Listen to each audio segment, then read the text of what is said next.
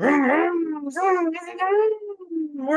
it into high gear, gals and gents, for some ass, baby. My name's Adam, And I'm Steve. and we are a show, Adam Steve Show, ass for short. We are here to talk about movies, and that's exactly what we're going to do. And we're going to be high flying, I guess low to the ground, driving, not high flying, with Yeah. Furiosa. We saw Furiosa. How'd you feel about it? Yeah, I really enjoyed this movie. Like, big Fury Road fan. Unfortunately, never got to see it in theaters because I didn't get to catch that hype train, unfortunately, but have seen it multiple times at home. Love that movie to pieces. And honestly, this one kind of filling in the stuff that happening before and everything. Like, I know a lot of people were kind of missing that Charlize wasn't present playing her character, but I honestly think Anya Taylor-Joy did a really good job. Everything here, although you can't go as hard as Fury Road did because there have been a lot of reports just about how crazy that set was, and you can't really do a lot of that practical stuff that they did back then, even though it wasn't that long ago. It's been in the last like 10, 15 years, but there are a lot more rules that go on now, so you can't go as hard. But even the stuff they did with CGI, I thought was still really fun. Chris Hemsworth, I honestly think this is my favorite role that he's ever done, like even past Thor, because I like him as a villain. I know he kind of did like villain stuff in like that, what was it called, Spider Web or something? The one with Oh, Spiderhead. He was also the villain in Ghostbusters 2016. oh yeah, I barely remember that movie, but yeah, Spiderhead, I liked him in that movie, and but he was just very villainous, but also kind of fun here, and he still got to be Australian, obviously, with this being a George Miller movie, all set in that time and set in that area anyway. But I had a lot of fun with this one. What you think? I completely agree with everything you just said.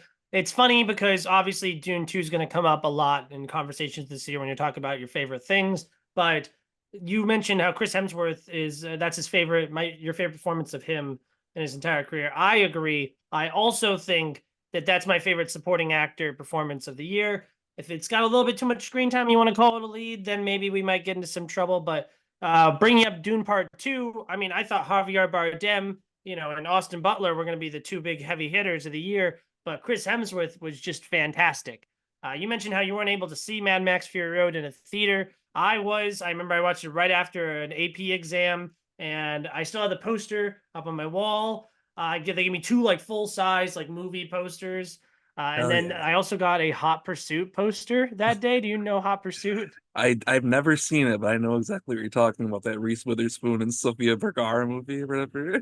Oh yeah, 15-year-old Adam was very big fan of Sofia Vergara, but so I took it. It's over below La La Land over there, but I love Mad Max Fury Road. I put it in my top 10 list that year. I think it made my top 5, but just barely. But it wasn't until like over time that it like really elevated itself to the point where I would call Mad Max Fury Road the greatest action movie of the 21st century pretty confidently. How do you feel about that claim? Yeah, I put it up there too. Like, I'm a big Mission Impossible Fallout guy too. And like the Raid Mm-hmm. movies obviously are still great, but especially when it comes to American made, even though it's George Miller's Australian, I believe, but Mm-hmm. American style production, Warner Brothers, it is definitely up there being like one of the best action movies for sure. Like, I wouldn't even like cap it at 21st century, just like all time really, because it's just so Mm-hmm. epic with everything they accomplished with it. Mm-hmm. I guess the reason why I cap it at 21st is you just get into because this is like science fiction. I mean, it is, and it's like post-apocalyptic kind of thing, but we're not really seeing too much that's like otherworldly. Like there's these cars that you would just never see in real life, but that's not because like they're doing things that like we can't do now. Yeah. You know what I mean? Like so, but if you open it up to like old time, then like The Matrix and T2, these movies that are action movies primarily, but also have a very strong science fiction element and therefore, has more to offer than Mad Max, which the beauty of Mad Max is it's just so simple. Point A, point Mm. B, back to point A. We're driving the whole time where there's one scene where we could stop and talk maybe for a second, but it's nonstop balls to the wall action. And that's my favorite thing about Furiosa is you do get that awesome action that you got with Mad Max Fury Road that you would come to expect with a movie in the Mad Max franchise. But this one doesn't try to up the action from the last one. Instead, it really tries to focus more on developing this character and showing her odyssey, showing her this big long trek that she's on, and focusing on her internal character arc. And then I thought that was really rewarding. Oh yeah, absolutely. And honestly, I think Anya Taylor-Joy picked up a lot of what Charlize kind of made this character so great in a lot of ways, of her being not very talkative. Like, I think she has less dialogue than Max does almost in Fury Road. Like, Mhm. talks very little, but has so much character in there too, with just her being so aggressive yet caring for people, and she just stands by her standards and kind of doesn't give a shit what anybody else wants to say or do. And it was just really fun to watch that. And yeah, is she as great as a Charlize Theron? Maybe not, but I think she did a fantastic job for what she had. And if you want to do a prequel, you can't have Charlize Theron because unfortunately she is, I mean, she's probably pushing 50 now if she's not there. Like, it makes more sense to have Anya Taylor-Joy kind of do that role, like, because it seems like that's what a lot of people like were trying to blame the box office on, was there's no Charlize Theron, there's no star power because Anya Taylor-Joy doesn't have star power. But I don't know. I think honestly, can't even understand why the box office is doing so low. But I really hope people will finally catch on and watch the movie. If not in theaters, then on VOD, because the movie deserves it. I think it's pretty well made. A couple things about what you just said. First things first, to bring two anecdotes together. People bring up how she only has 15 lines of dialogue in the movie Anya Taylor Joy. Also, people bring up how Anya Taylor Joy is just also not in the movie very much, because the first like third at least of the movie is young girl Anya Taylor Joy, and we've heard all about like, oh, they slowly CGI'd her face over the scenes in the movie so they would line up with Anya Taylor Joy, and I think that's really awesome and seamless. I think that's the kind of thing that they should have waited until like Oscar season to even bring it up. Because if no one notices right around the initial release, and then you're like right around Oscar time when the last movie won a bunch of Oscars, right? So if we're Mhm. really trying to like rev up the buzz, be like, oh, by the way, did you notice that transition was really nice because we did all these little special effects and you didn't even notice? So nominate us for, or let us win best special effects. Which it's nice that I guess Warner Brothers is winning like no matter what. It's either this or Doom. Dune. Yeah.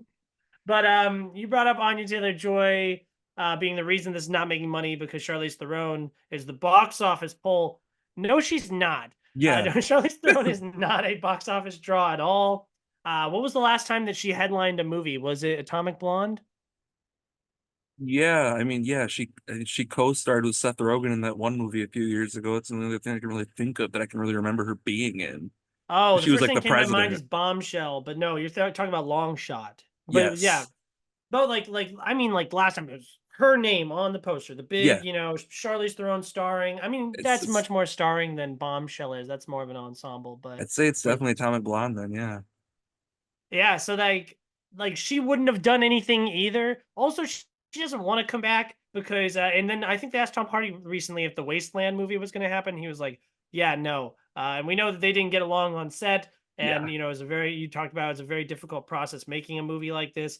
So I totally understand why we're not. And I will say this: I would welcome with open arms another Mad Max movie or something in this world. That being said, this is all we get.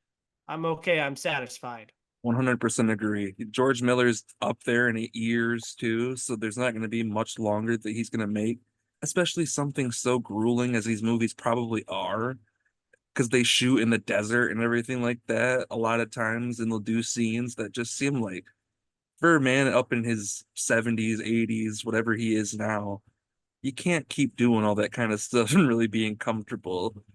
You're not like Mm, sitting in a soundstage like a lot of different other up in years directors. mm, So yeah, you definitely have to do that. I feel like, yeah, especially with Charlize and Tom not getting along, the only way you'd be able to ever make this movie is if you did the 360 sets and like CGI them together. Because yeah, I don't think they'll ever be in the same room together again, let alone same movie. So I don't think, and yeah, if this is our last movie that we get in the Mad Max saga, damn good reason to stop because it's a great one to end on. it kind of just it butts right into Fury Road, and it's just a fun little dual movie that you can watch together. I mean, I haven't really seen the older Mad Maxes in so long to even really comment on those, but just these two being like a fun double feature, that's awesome. I think George Miller has proven himself as a great director at this point, especially with even the Happy Feet movies too. I didn't even need a Furiosa movie. I mean, thank God we have it, but like I didn't even need it. And you talk about how this goes seamlessly into Mad Max Fury Road. That comes to like my biggest complaint about the movie, and it's just a compliment to the film. Besides the 2.5 hour runtime, I mean, the first one's like just 2 hours, so it's like perfect. I mean, this is going for different things, so I understand why it's longer. But yeah, oh no, I prefer Mad Max Fury Road. But my biggest gripe with Furiosa would be I don't like that they show clips from Mad Max Fury Road through the credits. Why would you have to do that at all? Think about it, right? Because if you've seen Mad Max, then you're just like, okay, I've seen those clips. Why are you showing like why are you showing me? I understand that's what happens next, but like that does nothing for me besides be like, remember Mad Max. And then if I've never watched Mad Max and I'm like getting into it, like, oh, I want to go chronologically, like a lot of people do that, and then they'll watch Furiosa and then at the end they're like, "Oh, I should turn off the credits because it's ruining the next movie in the saga that I'm about to watch," you know? Yeah, and what I'll even say about that is I even more than Charlize not being in this movie, I think its biggest fault, unfortunately, with it making not a lot of money is that Fury Road came out in 20, was it 15. 2013? 2015. So yeah, that's well into a while for people to try to remember that movie. And unfortunately, like ourselves that watch all these movies all the time, most people aren't in the cultural zeitgeist of being like, oh, remember that movie from 8 years ago, 10 years ago? Now they're making a sequel. Like, that's the only bad part is that some people just, Mad Max isn't as big as a name as a Star Wars or a property that you can bring back because it made so much money over the years. Like, unfortunately, with Mel Gibson being the social pariah that he is, he also kind of Mhm. leaves a stain on that Mad Max name at times too, where people might not have even given Fury Road a chance when it came out because they're like, "Oh, fuck Mel Gibson, I don't care about those movies," and blah blah blah. So there's just so many things that strike this franchise that if you can't get past those certain things, unfortunately, you don't go watch these movies, and it sucks, and you're kind of making yourself at a disservice there because these last two have both been really fantastic. And I mean, from what I can remember about at least the first um, Road Warrior movie, they're all pretty good action movies. Mhm. Yeah, it's funny. My girlfriend went through the first three while I wasn't home, and I was kind of upset because I was like, "Oh, I feel like I'm due for a rewatch of these." But yeah, I hold both of these two in much higher regard than they hold the first three. And you talked about people, you know, the layman, the casual movie fan not going to see this movie. It's currently rocking at 63 million domestically, 97 international for 160 worldwide. Obviously, this movie had a huge budget. I drafted this movie for our A.S.S anticipation game, so I will be updating you guys here. I'll take that opportunity. So 90% on Rotten Tomatoes. I would take a miracle, really, for Mad Max, for Furiosa to make it into the conversation because it's not even going to help if it gets re-released for awards consideration. Because if that happens in January, February, March, that's I'm donezo. You Yeah. know, so I really needed to continue to have the same legs at the box office because the first one was not a hit, and you know this only made like 10 million less opening weekend than Mad Max Fury Road did, and 2015 was a much better year at the box office than this year is. So I was like, oh well, wait till it has its legs, but I forgot things are a lot different now than they were 9 years ago in the sense that movies don't have that much of a runway anymore. And now it's on streaming, it's on digital, there's versions online. You could easily pirate this movie at this point. Yeah. And so, you know, people have a lot of alternative options rather than going to the theater. So the word of mouth won't carry as heavily. So it could come back, but yeah, it's really looking bad for Furiosa. But I'll say this: I don't think Warner Brothers is kicking themselves too much because I think that they would take a loss of however much they're going to lose on this eventually, because this is the type of movie that will stand the test of time, like Mad Max Fury Road. This is the Oh type of yeah. movie that will attract great filmmakers because they're like, oh, you let George Miller go out and make his big, passion project prequel Furiosa bullshit. They'll let me do the same thing as well. Like, having Furiosa and Dune 2, the like consensus two best movies of the year to like most people, under Warner Brothers belt, not to mention Trap, Warner Brothers belt. So they're gonna have the big three-headed monster, and someone's gonna use the meme of the three dragons, and one of them looks doofy, and that's gonna be Trap. So that sucks. But Yeah.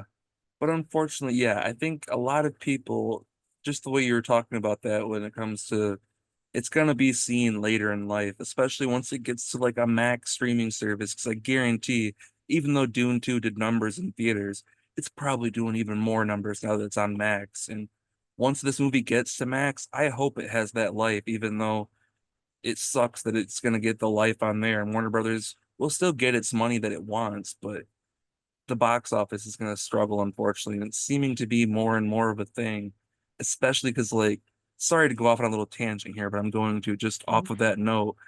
If you look at, like, we're both frequenters on Vudu and whatnot, and you look on the VOD marketplace, and like, it's on there within, like, the movie comes out, and then within 2 or 3 weeks, it seems like the movie is not even in theaters that long. It's just like, oh, but you can rent it on here for $20.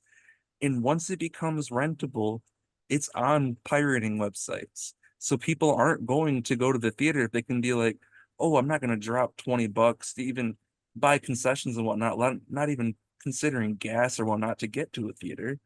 But yeah, people aren't just going to do that if they can be like, oh, I can watch 10 movies just logging into my jailbroken Fire Stick and just going on this website and watching them all at home.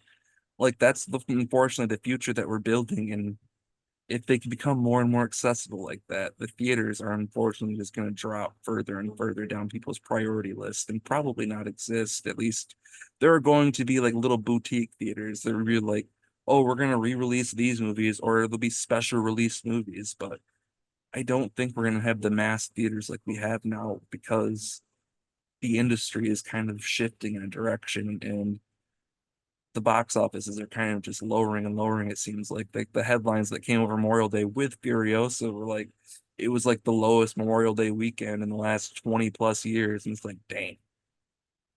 And it's oh not even yeah. that there's not even quality out there. It's just people aren't putting their money there in this current state of the economy and other things going on in the world. And it really sucks. Well, it's really nice that, Furious is going to get the critical acclaim. It's going to get nominated for a bunch of awards. It's going to be a cult classic for years and years and years and remembered. And that's really what's important. You're exactly right, is that the theaters are struggling in this regard. And that really hurts our game as well, because the Fall Guy, I think, is sitting right around 87, $88 million domestically, and that's definitely been on streaming sites for a hot minute. So they getting that last 12 million. I don't even think it's in theater. I mean, it came out at the beginning of May. It's It's still not looking playing. good. It's still playing in my theaters up here, but yeah, I think that one might have like broke a new record of like quite literally within 2 weeks of its release, it was on Vudu or whatever. Oh, exactly. And if that didn't happen, there would have been 12 million extra, and I would Yeah, add 82 percentage points added to my point total. But as it stands now, Dune Part 2 made 100 million domestically at bare minimum, and has got 92% on Rotten Tomatoes, so that one counts. Kingdom of the Planet of the Apes definitely made 100 million, is sitting at 80% on Rotten Tomatoes. Kung Fu Panda 4 definitely made 100 million, is at 72% on Rotten Tomatoes. Then I missed out on 90% for Furiosa and 82% for the Fall Guy. But I have, well, Ballerina got pushed back, so I will not have that one. And in the next 2 weeks, I'll see the release of A Quiet Place Day 1 and Despicable Me 4, which are two very hopeful ones for me. I'm currently sitting at 244 points. Steve, you have most of your stuff in the latter half of the year, but Mean Girls did not make 100 million. That would have gotten you 69 points. Oh, but you do get your first points, and I'm going to touch on this movie real quick because I know you didn't see it yet, but I know you will see it. I saw Inside Out 2. Is doing extremely well. Yeah. At the box office and critically, it's sitting at 91% on Rotten Tomatoes. It's already at like almost $200 million domestically. So congratulations there. That was your second pick. Great pick by you. And it's a good movie. I took my sister to go see it. It's not as good as the first one, but it's still got that like charm, and it's got heart. Not as much heart as the first one. It's still funny. Maybe it's funnier than the first movie.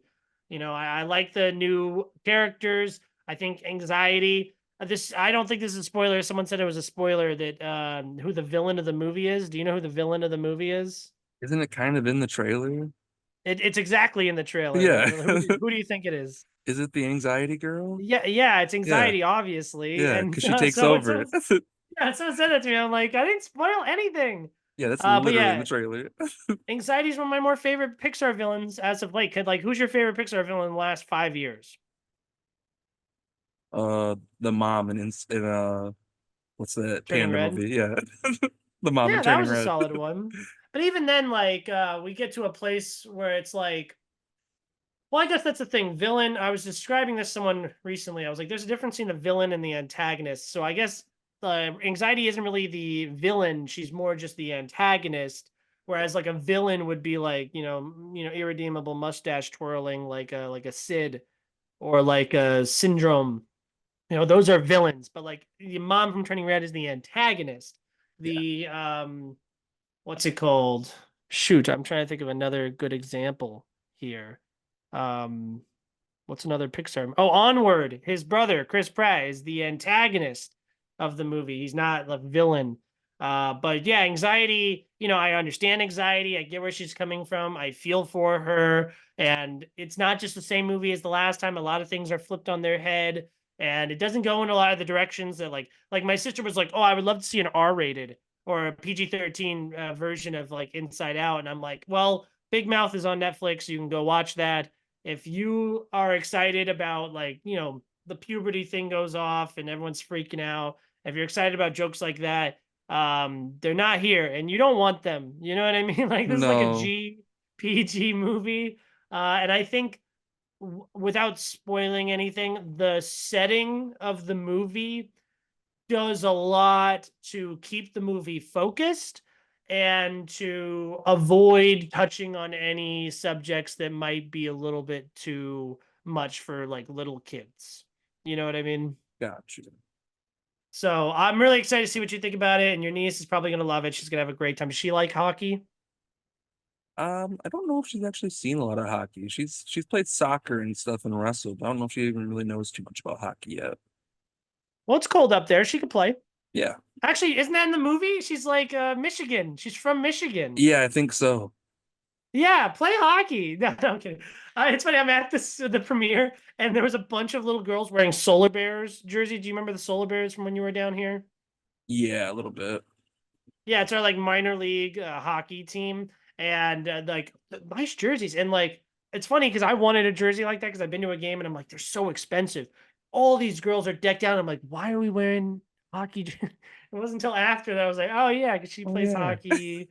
But yeah, it's very cute. Are you're excited about it? I imagine. Absolutely, yeah. I enjoy the Pixar movies for the most part. A lot of them haven't been like the greatest animated movies that have come out in the last few years, but like I talked about earlier, Turning Red's definitely been one of my favorites. I actually just bought it on 4K recently. Yeah, I'm a Mhm. big fan of stuff like that. And the first Inside Out was tons of fun. And is Maya Hawke anxiety? Because I know she was part of the new cast. Yeah, so Yeah. that's cool. I like her in a lot of stuff. So yeah, I'm definitely excited to see it. Well, I'm so sorry that you like Turning Red because you will never see anything like that ever again. Did you hear the quote that I think it was Pete Docter said about the Pixar's direction going forward? Mm-mm. Really depressing stuff. So basically, he's like, "Yeah, we're getting away from telling these really personal stories and letting directors like basically like get their catharsis through making movies about their like childhood, like Elemental, like Turning Red, like Luca." Like a These are lot of their basic better movies that have come out. Oh yeah. These are literally just like you could tell it's the director was just like, yeah, this is a thing that happened to me when I was a kid, and blah blah blah. But it's a fantasy element added to it. Telling it through this fantastical lens. He's like, yeah, we're trying to get more broad, mass appeal, probably more sequels and stuff that will attract the most amount of people He's possible. just saying we want more money. Is basically what he's saying. Yeah, it's really depressing and sad, but fuck it, Pixar already sucks. Well, it's sad because this is the best animated movie of the year, and even Wild Robot and Transformers One are movies I have really high hopes for, but it's looking like we're gonna get another Disney Oscar win for best animated feature, if you ask me. And if it's that good, then I can appreciate that. Because, I mean, we'll get into, I mean, we can just run into this next one. Because I actually took my niece to see another kids movie that has been out Mhm. for a little bit now, but definitely doesn't sound like it's as good as this one. And that was the new Ryan Reynolds film, If. And it does have some animated characters in there, but they kind of live in like a Roger Rabbit almost real life kind of mixed together. But that's the one thing I will say that looked pretty damn good was all the animated characters, the imaginary friends in the real world setting. I thought they all worked with the real life characters well, and it was entertaining. Like it definitely tugged on the heartstrings a little bit and got emotional a couple times, but overall it just felt, especially toward the end, a very open-ended and just not that well polished script from John Krasinski, unfortunately. Yeah, it's funny. We love to talk about everything sequels and remakes and whatever. What's worse when a movie is just another sequel or a prequel or another reboot, whatever, or if we're literally just taking something that has been done before and just dressing it up again? Because this is just Foster's Home for Imaginary Friends, right? Yeah, unfortunately, it's yeah, quite similar to that. It plays on a few different mixing in elements, kind of just like shook up the box a little bit and kind of tried to make a new puzzle out of the same pieces. But yeah, it's quite similar to just that same, oh, we have an imaginary friend and these people can't see it, but we need them to get through this traumatic experience. And I mean, it's a fun story. It's a cute story. My niece, she's 6 turning 7, quite she enjoyed it quite a bit. And I mean, it was a fun time for her, I'll give it that, but it's not something that, I mean, she said she loved it when we saw it, but I don't think she's probably really thought about it a whole bunch since then because it's not sticking in my head that much either. And I'm a huge Ryan Reynolds fan, and I was kind of let down by it in that regard too. Oh, you're telling me Blue isn't a household name anymore? That we don't love this. Pretty sure there was a character named Blue in the Foster's Home for Imaginary Friends. Quite literally, the main character was the little blue guy. Yeah. Yeah, I don't know. It really rubbed me the wrong way, this whole thing.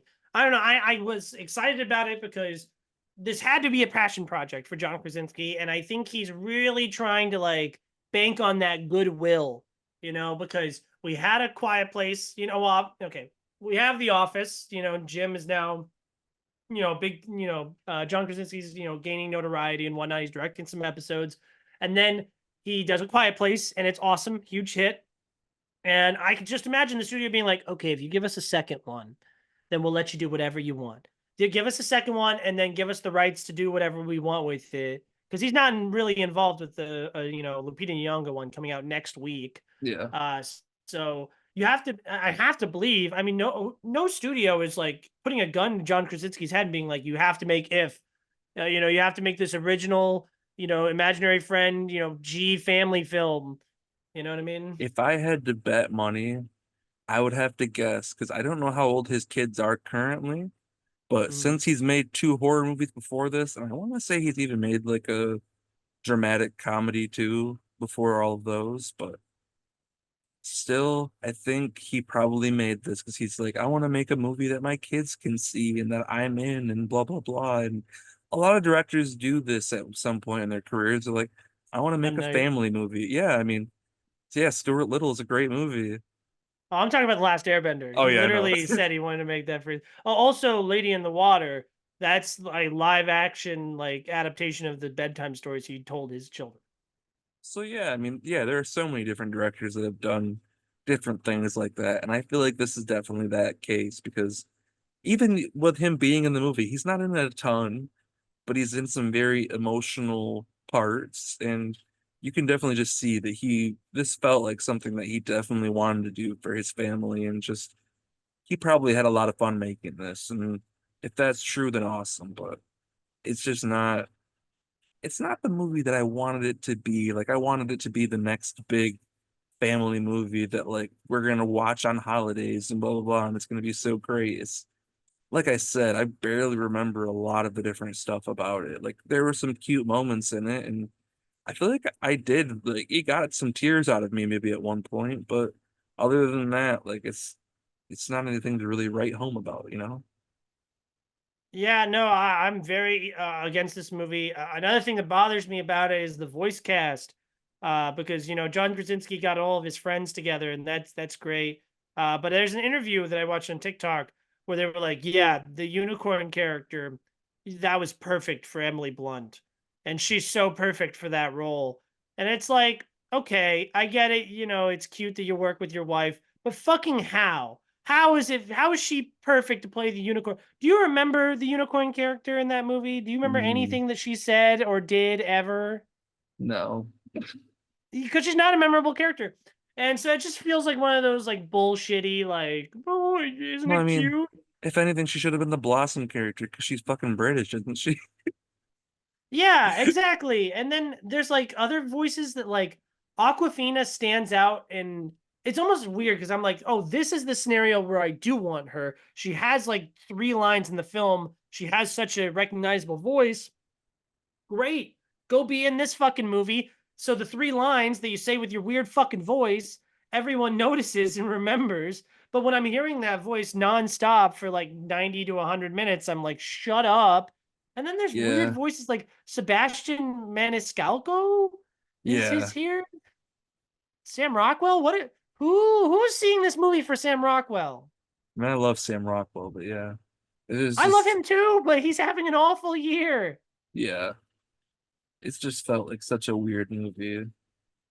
And then Ryan Reynolds doesn't want to be there, and so I didn't care about his character, and I didn't care about like anything really that was going on. There's a twist in this movie. It's been a month. There's a twist in the Oh, I movie. mean, the twist that I saw from a mile away, because I'm like, why isn't anyone recognizing that this man is with his child all of the time?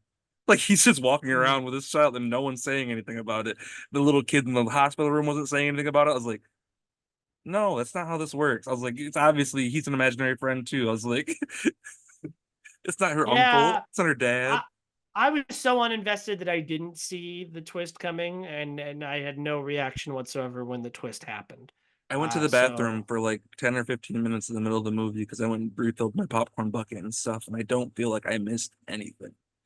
I went to the bathroom too. And like that's I used to be like very I don't go to the bathroom during movies, but now I'm like, oh, if I'm not having a good time, I might, yeah, I might take an elongated bathroom break, check my phone, but yeah, this is not it for me. And there was a rude awakening when I found out that this was not a musical. Oh, I did not know. I don't think I had any indication that would be a musical, but it would have been better if it was. I will say that. Yeah, I don't know. No one ever said it was a musical. I was just like, oh, they're singing and dancing in the trailer. It looks like, yeah, this looks like a fun. And what a way to like differentiate yourself from Foster Home for Imaginary Friends by making it like a dip into a different genre. But no, what a safe, boring. Nothing's funny, and Steve Carell is like painfully unfunny in this. I'm so tired of the joke You where know, he can't say if, and he wants to come out of him so bad, but he can't say it.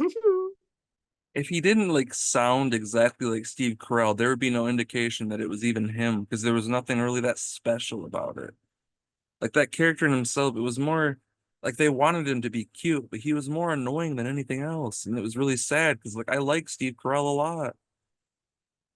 Yeah, yeah. No, none of this worked for me. I gave it a generous two because it is generally like innocent and cute. Like it's trying to be this cute little innocent thing, and I think that's why John Krasinski will get like a pass. He'll be like, "Oh, I was just trying to make something positive for my kids." Exactly. So I'll see whatever he does next, but fuck him. It was the most generic 3 star that I think I've given so far this year. Like I didn't dislike any of it. like hardcore. There was just nothing that special about it, and I just wanted so much more. Snooze, 2 out of 5, and I'm being nice. Yeah. Yeah, I didn't like this one. Earlier, I talked about a movie I saw that you had not seen. But you saw a movie that I haven't seen. Why don't you tell me a little bit about why I should go see Bad Boys 4? I'm sure you had a great time. Oh yeah, I'm sitting in Miami right now. So yeah, Bad Boys 2.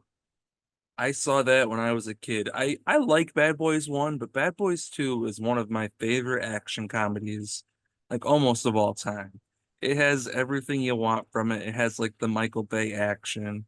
It has the Martin Lawrence and the Will Smith chemistry going back and forth. Their dialogue's goofy but hilarious, and the scenes with Michael Shannon, KKK stuff, like just ridiculous hijinks. And then the third one was fine. Like I didn't love it that much, but it got the job done. But we're going into this one. I didn't have the highest expectations, but I'll be damned. I really liked this movie. I thought the story was actually pretty good. They pick up with a lot of what they kind of laid seeds almost in the third movie of what they were going for here. And I don't know, it just felt like a really fun action comedy. Like it's a lot of the beats I would kind of relate it similar to Bad Boys 2, but they're still playing into the fact that Martin Lawrence is old and fat now and different things like that. But a lot of the Is he action, okay? Is he doing all right? Like, is he conscious? Is he oh like no, responding to like people in the movie? oh yeah, like the third movie, I would say he wasn't as much, but this fourth movie, they are straight up like they feel like the guys from the second movie that I loved so much. Like they're very witty back and forth. The dialogue was really funny. The action scenes were actually filmed quite well. That's the biggest compliment I will give it. And there are funny little cameos that my theater, I was the only one laughing. There's a scene where like they're running through traffic and they almost get hit by a car, and it's Michael Bay driving a car. Oh my gosh. He did that in the last one. I didn't even see that scene, but I was like, haha, and like no one in the theater like laughed, and I was like, no one knows who Michael Bay is. Yeah, I But know I've heard there's good things about the directors and a lot of the camera work. I saw the video behind the scenes where Will Smith has a rig attached to him and it yeah, goes like back and forth with the and I gun. wouldn't even say that that was my favorite out of all of it. Just like a lot of the faster paced editing and stuff, like they keep you interested in moving along. Like they do not take too much time to really dive into too much drama in ways. Like there's definitely some drama here, and the story it keeps itself moving while still being funny. And I don't want to spoil anything, but there is one scene in the movie that you kind of are won over by this different character, and it is really fucking awesome. It's a really good action scene. It almost feels like, and a lot of it almost feels like video game action in a way, like the way they shoot stuff, and whether it's drones and different things. That is my biggest compliment to this movie is the way it was shot is like one of the better of this franchise, let alone just like action stuff that I can think about this year. Like it's not like anywhere near like a Dune 2 or anything when it comes to like its big sweeping stuff, but just a fun little like it captures that tone of like a fun 90s action comedy. And it's kind of like we don't get a whole lot of those like releases anymore. But yeah, it kind of captures that, like I said, it's next to Bad Boys 2 of being my favorites of the franchise. It's not like as good as that, but it's right underneath it. I have seen the first three. I did the first two like right around the lockdown, and then the third one I did like a year ago. I think the first one's fine. I think the second one's probably the best case scenario. It's the most bombastic, that's for sure. And then the third one is fine, bad, probably bad, but it's fine. It's So okay. I'm not a fan, but I'm excited for I've heard the camera work's fun, and then I think the thing I realized that I like about it is it's just they Fast and Furious did right? A bit. I don't think they went as like cheeseball as Fast and Furious is. Like it still takes itself a bit more seriously, but it is it's like a lot of like I said, like a lot of the different action movies that came out in the late 90s, whether it was like some of the Die Hard sequels or like just like a cop comedy, like a I don't know. Does It's it end hard in a to barbecue? no, I don't think so. It's like because I I haven't seen it, but I know that it I ends in some kind of like hangout, like party, like with like food or whatever, right? okay, we start with the wedding, so I don't remember where we end at. I can't remember at the moment. Spoilers. No, I'm kidding. I really don't care. I It's mean, don't literally in the spoil anything trailer. else, but oh my god. The, Fuck the it. the I'll see trailer it. is them like they're speeding through traffic trying to get to a wedding, and then Martin Lawrence asks them to pull over at a gas station. Oh, and then I know the gas station scene. It's funny because I saw someone being like, "Oh, well, this movie is proof that like that there needs to be big blockbusters for Black audiences, and the box office is proving that, man." I'm actually a little bit surprised in hindsight that you didn't pick this one. The third one, I think, was the highest grossing movie due to circumstances Yeah, in 2020, I think it was one and of the this only one's doing movies. awesome. It was one of the only movies I saw during lockdown in theaters, actually. But yeah, Mhm. I even It's just rated R, right? yeah, and I And saw this there's a lot of one. families there for this movie. Yeah, I saw this one in IMAX, and I saw it in the morning, and there was still a decent crowd to go see it, and I was kind of surprised by that. So I'm happy it's getting the box office. Kind of surprising that it is getting the box office just because of all the other movies going not doing as well right now, but it does prove that exact thing that the black audiences are coming out to see stuff still, so make stuff for them, obviously. Mhm. But yeah, this movie was honestly a lot of fun. I think I did give it a 4 out of 5. It's probably closer to a 3.5 if I wasn't as big of a fan as I am, but I gave it a little bit more of a bump just because I really enjoyed it. But it gets the job done. Like if you're looking for a fun action comedy, this one checks all the boxes, I think. Yeah, all my friends like it. And then my friend who was anti Bad Boys 4 saw it and was won over. So it seems like a 3 out of 5, maybe a 4 if I'm feeling generous. But I was also told I might not like it. Someone said that there's something that happens or something that like I will be upset about. Do you know what they're talking about? Not specifically. I'd have to Okay, really, good. Good. I yeah. don't want to dislike it. But yeah, I don't know. I'll see it and we'll talk about it. Then actually, last thing I want to talk about it with is 2.5 years, almost 2.5 years since the Oscar slap, the Will Smith slap is the first time he's in a big movie. Emancipation, sorry, does not count as a big movie. How are we feeling about Will Smith after seeing this movie and with his career and the videos of him seeing it at a regular theater and everyone being so happy to see him? How reflect on that for me. You know, I even during the slap time, I'm a Will Smith guy. I always have been and I always will be. I'm sorry. I literally during I think it was a Black History Month assignment during school where it was like write about the best black or the most inspirational black person you could think of. And I literally wrote a paper about Will Smith and about how he was like the youngest like television star and whatnot. Like I was that big of a fan. Like crazy enough, one of my favorite movies as a kid, Wild Wild West, the movie that everyone hates, was I talked about it recently. one of my favorite movies as a child. I was a I like huge Wild Will Wild Smith West. fan. Hell yeah. It is such a goofy movie, but yeah, I don't think that he really has missed a beat here. Like a lot of his comedy work, it especially just the back and forth with Martin Lawrence, it's just so perfect. And I think this was kind of the perfect movie for him to kind of revitalize his career in a way because he did get a lot of negative flack for that, and deservedly so. Assault is not cool in any situation whatsoever. But yeah, that being said, I do think this was the right career move for him to do this movie because people love these movies. I'm one of those people included. So yeah, I think this was a good career move for him, and yeah, I really enjoyed it. Yeah, it's funny because I came to the conclusion recently where I was like, with a lot of this cancel culture stuff, I'm like, okay, did they commit a crime? Are they convicted of the crime?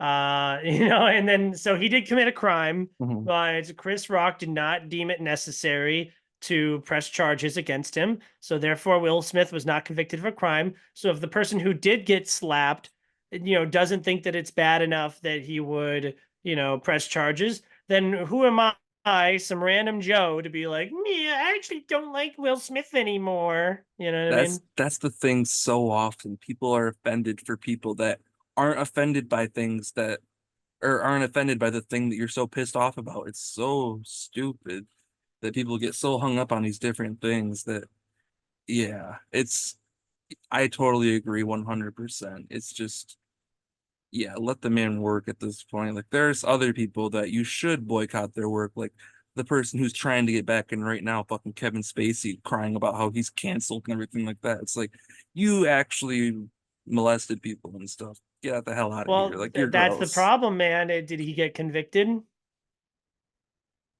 Yeah, no, not I not. understand that there's flaws with the American judicial system, But in but that as an same American argument, system, I am beholden to did them. Anthony Rapp say that he's absolved of what he did to him? He did not. He still says that he's guilty, even though he wasn't Fair, in the fair, court good of law. counterpoint. So I mean, Well, yeah, but still, I'm like Kevin Spacey. I mean, whatever. I'll see a Kevin Spacey movie. I don't care. But I'll with watch Will, old Kevin Spacey before I knew he when was it gross. when it comes to Will Smith, though, I with Bad Boys, he was already making this movie when the slap happened. So it wasn't like, slap happened and now this was his next plan. So what's in store next for Willard Smith here? What's he gonna do? Is he gonna try to pair up with some good directors? Is he gonna make more summer blockbusters? Is he gonna keep trying to do Oscar type stuff? What do you think's in store for this guy? Let me look it up real quick. Truly, I think it's still his choice. Like, I don't think that slap probably did a whole lot to him. I mean, as you can see with Bad Boys, I don't think Sorry, he what. has 45 upcoming projects, and I Yeah, was see, like, like that doesn't surprise me whatsoever because I mean, even though that may have took down his star power for a second, he is still Will Smith, who has been the star of a lot of different Hollywood projects for well over the last 20 years. I mean, he's the man that turned down Neo over Keanu hmm. Reeves. So I mean, the man can kind of make his own choices. So it doesn't really surprise me that he has that much projects in the works. So half of them are in production, and half of them are in development. Here, let me just do And like as he's an actor. well, say how Okay. many of those is he a producer on too? Because that's also what he does a lot too, I want to say. Oh yeah, well it's interesting because when I go just Will Smith in general, it says in production is Hancock 2. But when I go to actor, Hancock 2 is not here. There's Fast and Loose where he'll play John Riley. That is something. I Am Legend 2. There's a Planes, Trains, and Automobile remake with Kevin Hart, which we were all asking for. Hell You know what I yeah. mean? And then there's Disney Plus original. Resistor, Sugar Bandits, and the Council. I don't think I've heard Um, of any of these. yeah, you really shouldn't have. But yeah, it'll be interesting to see where he goes. I hope that he kind of tries to transition into this like supporting role where maybe he plays like a villain in a movie or something. Because he's always been this leading man, and he's really good at that. But like, you've proven you can be the $100 million leading man. You've proven that you can go win the Oscar. Now, like, give me an iconic villain role. Be a supporting character in things like, and fucking Genie in Aladdin doesn't count. You know what I mean? Like, go do something new. I don't know. Oh yeah, I would love him to see to get into something really gritty and just be like an evil villain. Hmm. Whether it be an action movie or I mean, shit, do a horror movie. Has Will Smith ever been in a horror movie other than like if you want to count I Am Legend a little bit? That's more of a sci-fi thriller. I would count I Am Legend. You're right. It is more of a sci-fi thriller, but I would say horror before it's sci-fi. Yeah, there are definitely some suspenseful moments for sure. But And yeah, I would love to then, see him do something just off the wall. You're not expecting him. Shit, don't even put him on the trailer. Just have him show up in a movie. That'd be mhm. amazing. Exactly. Like, because I think about when he worked with M. Night, he revitalized M. Night's career. I hope someone does that with Will Smith. But to transition, actually, very seamlessly, as you can tell, there's a Shyamalan film out right now in theaters. It's not Trap. It is from Ashana Night Shyamalan. This is M. Night's daughter, who directed some of, I think it's The Watchers or Wayward Pines. No, no, I'll The say, Watchers is the Watcher's movie. the movie. Yeah. But she did Wayward Pines and that other show on Apple TV Plus, The Servant. Oh yes. Hmm. So she has experience, obviously, under her father, and her father is very, in touch with this movie. I recommend it. I gave it 4 stars. It's probably more of a 3 And if someone gives it a two, I understand. I like it because I noticed a lot of the M Night stuff and influences in the movie. What were you gonna say? So the only thing that I do have as a reference point is that my brother and his girlfriend went and saw it. I want to say like probably about a week ago now, because he was asking me what movies to see, and I was like, "Oh, Watchers came." I think they went and saw it like the Thursday night it came out, and I was like, "Watchers is M Night's Daughter's movie, blah blah blah." My brother did not like it. His girlfriend liked it quite a bit. So it's literally both halves of the token are there just in their household alone. So I can definitely see. I've seen the discourse online of people on your side who really enjoy it, and then there's people who despise it. And I mean, she's kind of following in the footsteps of her father. So I mean, what else do you expect? So to touch on that, it is more of a female-leaning film. Obviously, it's a female filmmaker. It stars a female. It deals with some not really female-specific issues, but stars in made by a female. So that being said, it's also the subject matter is very fantastical. I said this in my review, and it's funny because I saw other people say the same thing, which validated what I felt, which was that this is definitely the made by someone who grew up with their favorite bedtime story being The Lady in the Water. Have you seen Lady in the Water? Still haven't seen it yet, but I will. It's on your voodoo, so Oh, dude, that's a wonderful double feature. Do Lady in the Water and The Watchers. I like Lady in the Water more because it's got better performances. Paul Giamatti is a much yeah. better actor than Dakota Fanning. And M. Night's role in Lady in the Water is his best performance Wait, by one far. one question. You don't have to answer it if it's a major spoiler or anything, but does M. Night have a cameo in his daughter's movie? No, no. Damn it. And she doesn't cameo either. No, no. As far No. as I could tell, no. No, it's just really sad. I mean, she's making a name for herself. Someone asked me if my reaction to this movie was going to change my, anticipation for Trap, and I'm like, no.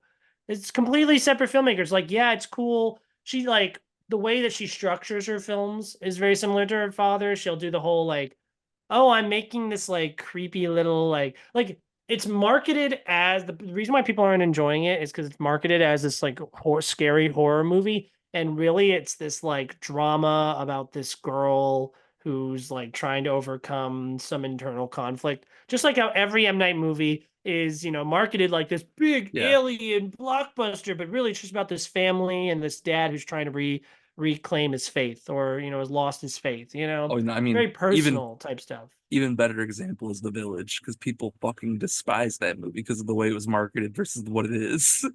Oh yeah, exactly. So, it's there's scary stuff, it's eerie, and the imagery is really nice, and the tone and the vibe, very good. That being said, and then also like another thing M. Night does is he'll tell the story and then it'll be cut intermittently with like flashbacks of the main characters like past, like a very integral moment Yeah. that says something about the character. And so I like it. I think it's like I like her arc in the movie, and I like the way that it's written. But I don't like the story. Like I don't think that there's enough meat on these bones here. It's kind of boring at points. There is a point where like I thought that the movie was ending, and then it kept going for a bit longer, and I was like, ooh, what's gonna happen? Because I thought it was all going to happen, finish right around at that point. Yeah. But no, it just drags on a little bit more. There's a reveal in the film that I was like I saw coming from a mile away. Like, information is given and then we see someone and I'm like, "Oh, that makes sense." Yeah. And then, they try to make that bigger thing. So clearly she's not I wouldn't call it a twist, but clearly she doesn't have that M Night gene in her as well. I said it kind of felt like an AI version of an M Night movie. Like there's a credit card commercial that M Night did where like he's in a restaurant and all around him he's noticing like creepy little things happening at all the tables. And I was like, oh, they literally it feels like they made a movie about one of the, fake creepy little things. You know what I mean? Like I don't know. It's I'm excited to see what she does next, but yeah, this is not the best. I didn't even put in my top 10 of the year, even though I did give it a four and a heart. I do really like this movie in a lot of ways, and I think it'll get better on rewatch because I won't be like ooh I'm trying to be super duper scared. Like it's And Dakota Fanning's fine, you know, she's okay. But yeah, I'd check it out. But yeah, check out Lady in the Water as well. And you know, save it for streaming and do like a cute little double feature. Yeah, that's what I was gonna ask. 'Cause I know a lot of stuff's still coming out, so don't make it a priority in theaters then. Well, I mean, if you had more time, yes, but like if you're limited with time, you know, it's summer blockbuster season. I think your time is better spent watching big blockbusters on the theater than the small little horror movie in the month of June. You know what I mean?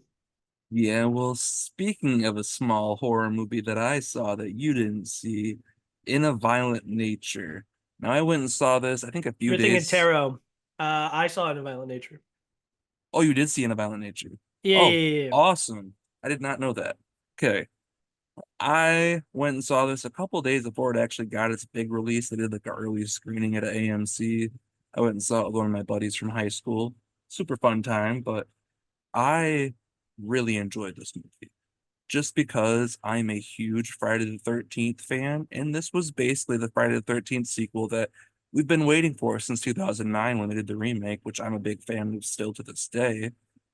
And it's kind of like the argument that everyone or the thing that everyone's always said, like, what if we got a movie from Jason's perspective? Like, there's not a whole lot of story here. We get the setup of the locket waking him up or whatever, and that's what's kind of the whole process of the movie is he's trying to get his locket back or whatever. And it's simple. It didn't need to be anything more than it was, but the kills, holy shit, some of those kills were way out of the realm of anything I was thought was going to happen in this movie. Like that is by far the best part.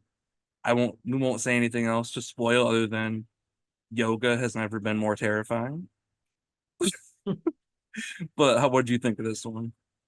I think it's super ambitious and a great idea. I kind of compared it to Sasquatch Sunset, Yeah. where it's like I enjoy the idea of this movie more than I enjoy the experience of watching it. I agree the kills are a very fun part. I think they're a little wild for the tone of the movie. It's like a little sillier, where I thought it was this more like serious thing.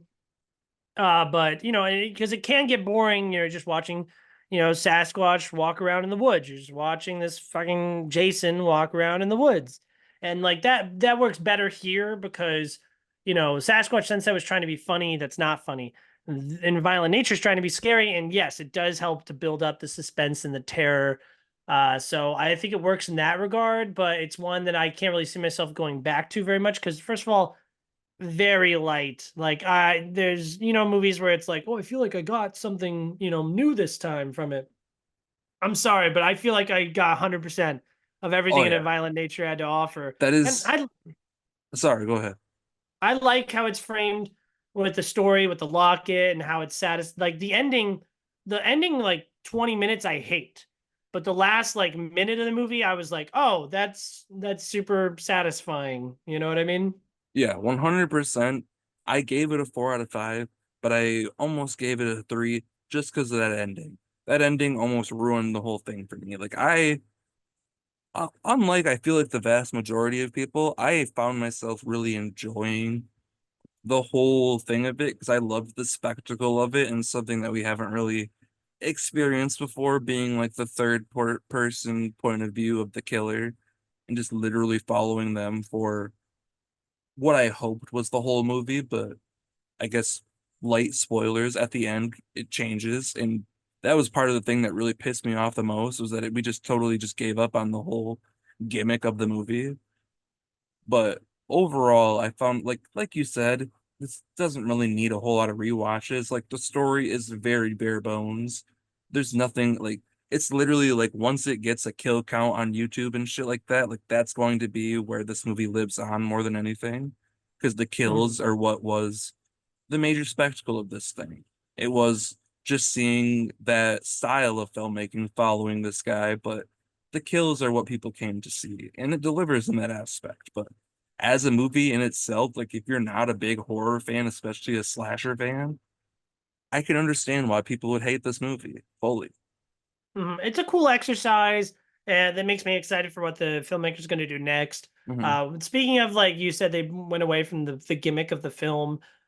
Trust me, I love when one of the characters looks me in the eyes and goes, "These are the themes of the movie." but I didn't really like it here as much, and like I wanted to fall asleep. But yeah, like I said, I think it's really good. I really appreciated it more than anything else, and I think that you're like you said, horror fans. This is kind of like a must see on the year. Everyone else, you could piece out of this Oh yeah, one. it was made. I don't know the guy personally or anything or what he does, but it feels like it's for horror fans by horror fans more than anything. Like even when it comes to other movies, this one just feels the most like this is. I hate to call it a fan film because it's not really what it is, but it does feel like a Friday the 13th fan film. Like it's someone who loves that slasher genre and always thought about that same argument, like I talked about at the beginning here, that what if we've got to see what Jason was doing when everyone's running away from him and he's all running all fast and shit? How does he move so fast? And blah blah blah. And just different things like that and different scenarios that like I feel like it would have been a lot more fun to watch. Like this is built for you're at a house party with your buddies and you turn this on and you just want to like laugh and like just make fun of like the stupid characters and shit. Like this would work for that setting too. Mhm. Yeah, I think it's good. You know, it's a solid year for horror, and this is a good entry. A non-good entry, Tarot. That's the one that I hadn't seen. Go Oh ahead and talk me yeah. out of that one. I mean, if you're not even thinking about it, there's no need to even talk about it almost because it's a I want to nothing see movie. it. You shouldn't though. It's got the girl from Mean Girls, the one who plays the Yeah, one of the plastics. she is quite beautiful. She's a very attractive girl, but that's all this movie has going for it. Like Ned guy, I don't remember his actual name. Ned. Yeah, Ned. Exactly. And like unfortunately that's literally what his character is in this movie. Like he's funny. He says some funny things. And even like that's the bad part is like you would expect this guy's in this. He's gonna make me laugh just like he does in Spider-Man.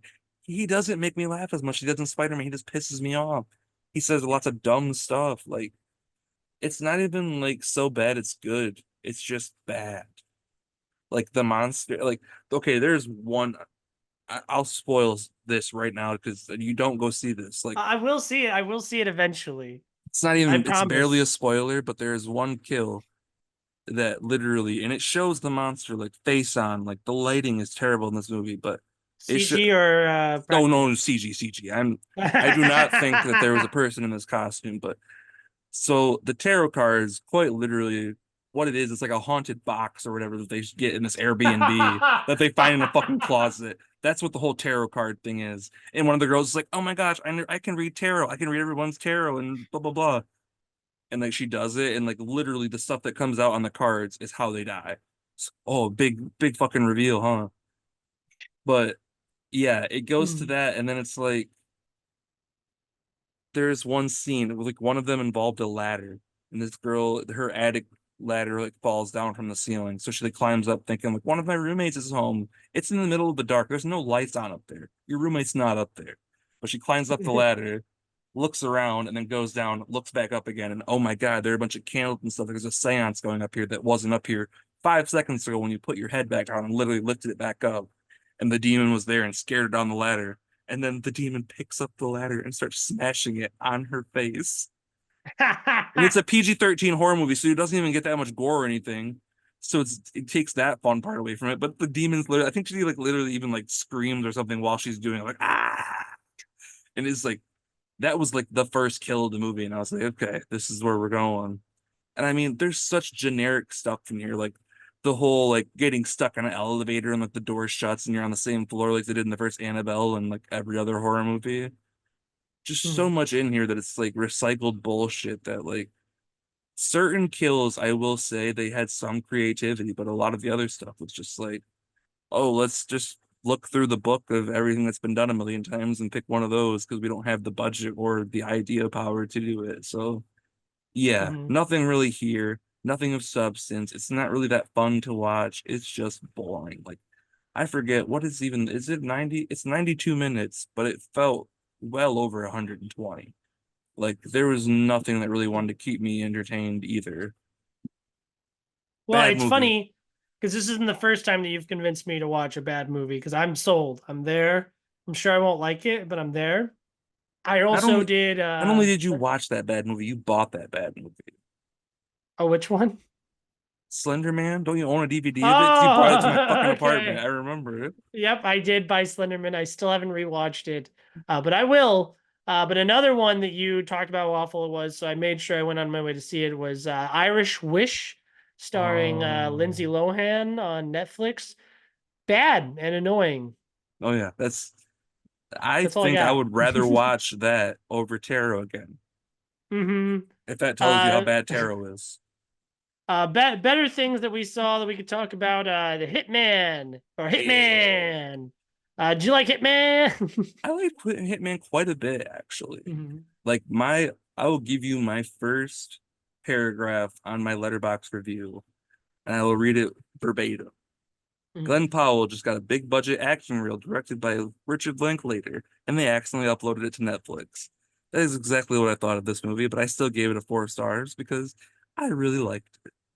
I loved hmm that, especially like when he was playing the hitman and doing all those different characters, like that montage. That's what I was talking about. And I was like, he's just doing his action reel right here, and they can cut it out and give it to everybody else. Because he was playing like he was literally like I forget what kind of characters he definitely what characters did he do? Because I feel like he literally like did like characters from movies. Patrick Bateman from Yeah, American American Psycho. He also Psycho. did Tilda Swinton. It was kind of like I think it was Tilda Swinton mixed with oh my gosh, the guy Shagir from No Country for Old Men. Oh, Oh, Javier what's his name? Bardem. Yeah, I think he was doing both of those a little bit. Yes, I mean the movie like it definitely took a turn toward the end, especially that I was not really expecting for his character, I will say. But hmm overall, quite a fun movie. Like I had no idea when I turned it on. Like I watched it unfortunately on my phone because I was going up to the UP at work.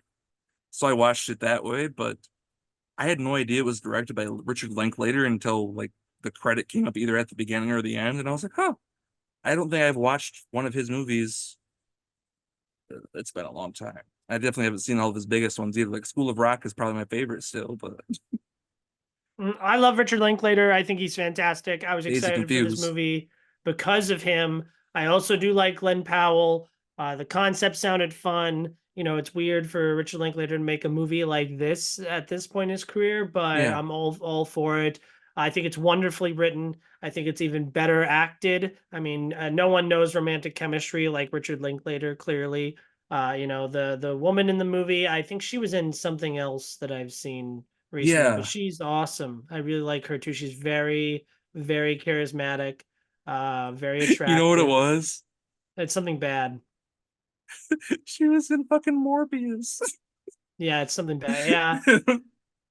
I Yeah. just looked it up Whoops. and I was like, oh no, I do recognize her. I was like, yep, she was in Morbius. And we got to start somewhere, and clearly it's nothing but up from there.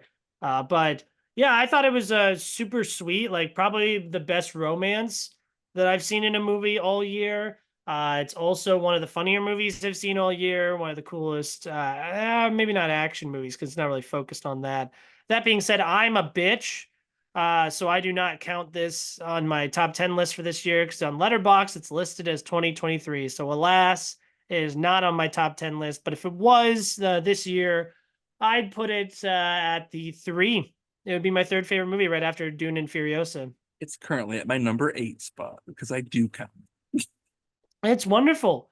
I mean, I just talked about the romance being so great, and then I was like putting up against the best movies of the year. And Challengers, yeah, just ahead of Challengers. I mean, Challengers is a little bit more dynamic with what's doing with the camera. I don't know if you noticed this, but I'm watching the movie in a theater, and I was like, oh, some of these like sets look like real places. Like that's weird. Oh, and that people in the background look like real people. Why does this movie look so real? And I was like, wow, I really am being like corrupted by movies these days because it is real because it's Richard Linklater and he's an actual filmmaker who wants to make things look real. Yeah. And so I'm like, why isn't it fake? Why doesn't it look fake or shitty looking? Like it's taking me out of it.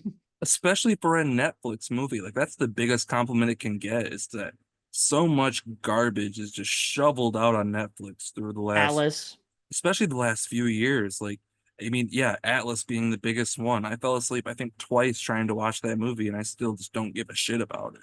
that movie Jennifer sucks. Jennifer Lopez slept during it practically. Like it was just a bad movie, but like something like this makes me give a little bit more hope to Netflix originals because this was fantastic. Like I literally Like you said, it was on your radar. I had no idea about this movie. I didn't know Richard Linklater was even making a movie right now until this randomly popped up on Netflix, and I saw people were talking about it and talking about how it was like a surprise hit of the summer. And it makes me kind of sad that, especially with it getting all this buzz, why the hell could we not get it in a movie theater? Because like I feel like even though comedies aren't seen that much in a movie theater, the buzz this one's getting feels like it could have pushed out more people to the theater possibly, especially with a Richard Linklater who might not be at the front of people's minds when it comes to big directors, but if you really look at his filmography, a lot of people love this guy. They just might not know it.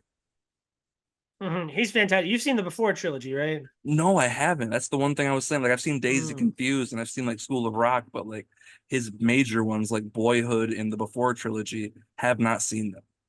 I got a wonderful. This is my favorite Criterion. Hell It's yeah. got all three of the Before Sunrise, Sunset, and Before Midnight. It is. These are the. I'm not exaggerating. I want you to notice. I mean this with the utmost sincerity.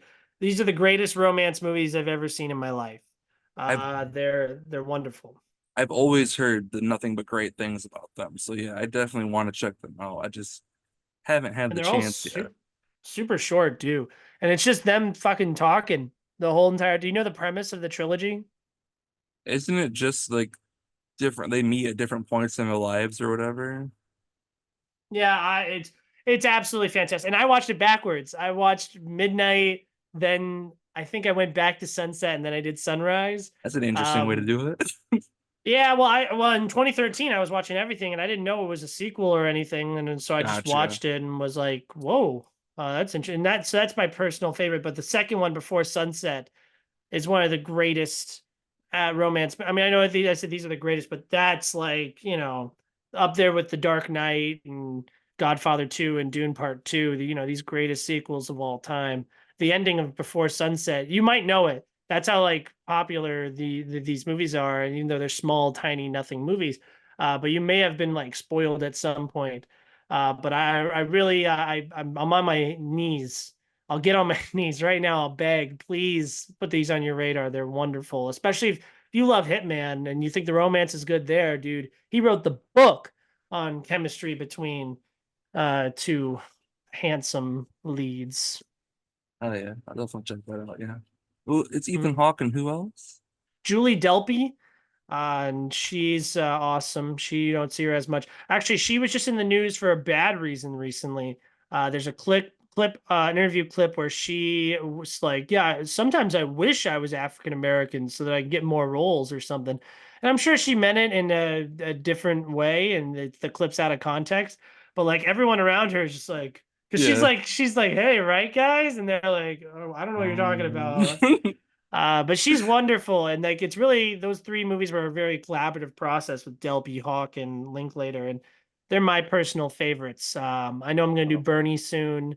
Have you seen Everybody Wants Some? That seems like right up your alley. no, but I do know about it. And actually, he did Bernie, like the Jack Black one. Oh yeah, Oh, Bernie. I've seen that movie actually. I didn't know that was him. Yeah, It's it's my it buddy watched the other is day. it is a weird dark comedy, but I don't dislike it.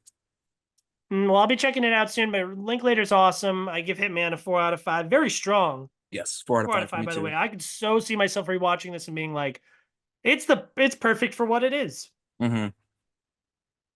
But yeah, any other movies from this year, or do we want to dive into some of our respective voodoo movies that we have given each other? Am I missing One anything? one last one to jump on right here. One that got a very tiny release because it's a very small horror movie. Winnie the Pooh, Blood and Honey 2. Yep. Just finally watched that one. And for someone who absolutely despised that first one and thought it was one of the worst movies ever made, let alone of last year, this second one, actually a lot of fun. Like it's not a perfect movie whatsoever. The CGI budget is still very bad, but they upped the budget quite a bit. I don't know what they got, probably from a studio because the first one made a lot of money just from it being Winnie the Pooh horror movie. Everyone sold out on that, even though the movie was actually absolutely horrendous, not even really entertaining.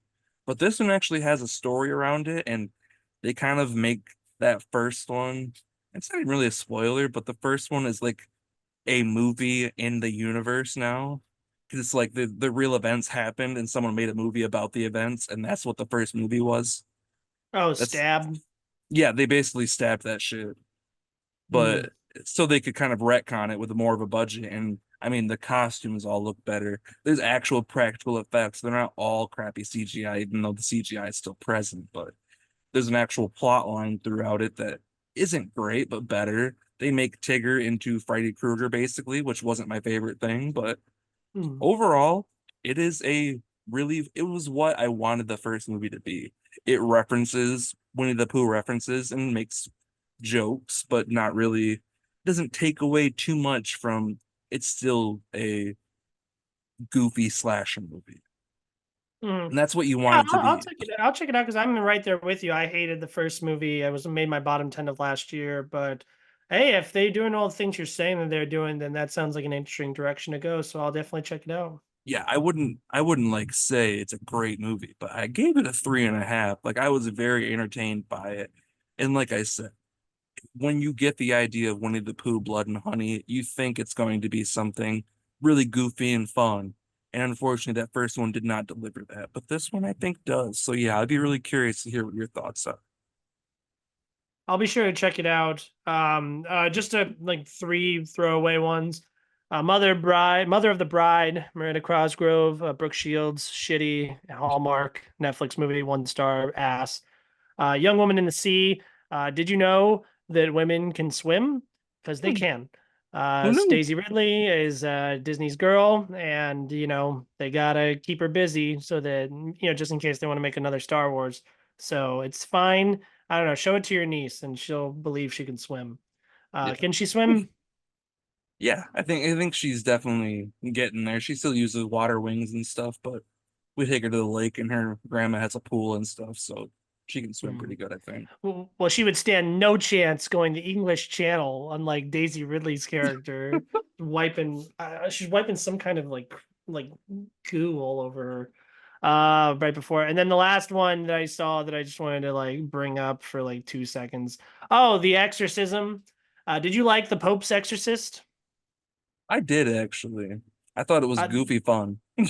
you're gonna have a great time, man. So you just enjoy this solid 3 out of 5 Russell Crowe exorcism movie. You're gonna think it's real cute that they're like on a set and they're making a Yeah, movie and there's references I to like saw movies. the trailer was starting today, and I was like, "Hell yeah, Pope's Exorcist 2." And then it was like, "What the fuck is this?" I was like, "This man just loves doing exorcist movies." And I mean, you gotta respect it in some aspects, but yeah, I'm excited to see it just because it is different, like it being on a set and all that. But yeah, that's all I Mhm. know about it, and I'm excited to watch it.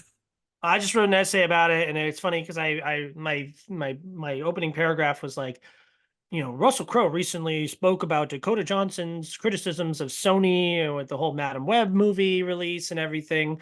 And he's like, oh, you want a lot of pathos, that's not really like what this is. Like, you got to know what you're here for. And, Russell Crowe's working. This is a job. He doesn't make movies, he makes money. Okay. And not for the movies, he makes money for himself. He's not trying to do anything groundbreaking or anything. He literally was like, sure, I mean, whatever. but at the same time, Russell Crowe makes movies. When he pops up in a Sure. movie, you get excited. When he showed up in Thor: Love and Thunder, that made me very happy with a movie that I didn't love that much. Just seeing him present made me happy.